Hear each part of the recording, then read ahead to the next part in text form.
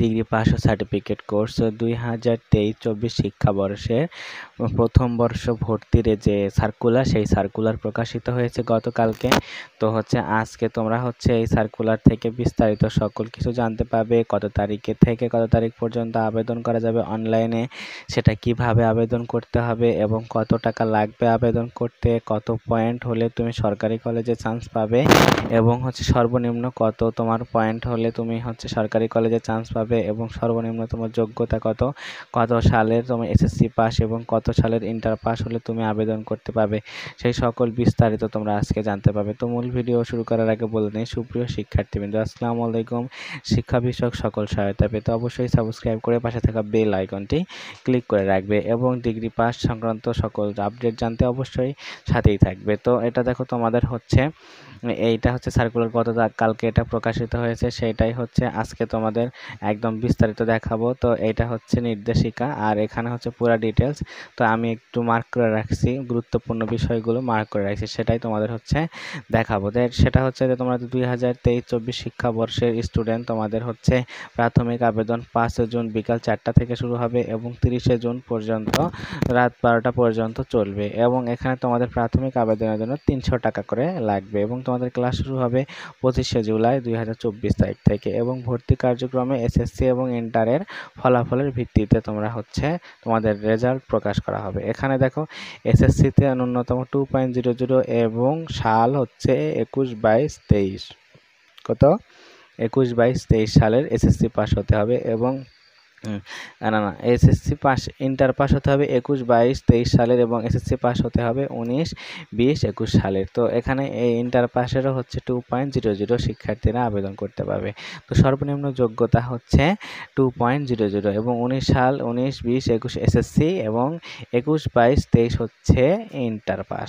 তারপর এরা বিদেশি শিক্ষার্থীদের তোমাদের কোনো কাজ নাই। এখানে আরেকটা কাজ আছে, সেটা যে এনারা বলছে যে তোমরা যদি আগের কোনো শিক্ষাবর্ষে ভর্তি হয়ে থাকো তাহলে তোমাদের সেই শিক্ষাবর্ষের ভর্তি বাতিল করতে হবে, না হলে দ্বৈত ভর্তির কারণে তোমাদের রেজিস্ট্রেশন হবে না। তো সেক্ষেত্রে আমি বলবো যে তোমরা চান্স আগে পাও, তারপর তোমরা ভর্তি বাতিল করো। কারণ দেখা গেল তুমি যদি আগে ভর্তি বাতিল করো, পরবর্তীতে চান্স না পাও ডিগ্রিতে, তাহলে তোমার 2 কুলো হারাবে। তো সেক্ষেত্রে আগে ভর্তি হয়ে তারপর তোমরা কি করবে, ভর্তি বাতিল করবে। তো এখানে আবেদন ফর্ম পূরণ এবং পিডিএফ কপি সংগ্রহের তারিখ 5 তারিখ থেকে 30 তারিখ এবং কলেজে 300 টাকা, যেই কলেজে 300 টাকা জমা দিতে হবে সেটা তোমার 6 তারিখ থেকে 1 তারিখ পর্যন্ত তোমরা কলেজে 300 টাকা জমা দিতে পাবে। এটা একটা বিষয়, সেটা সরাসরি বা নির্ধারিত মোবাইল ব্যাংকিংয়ের মাধ্যমে।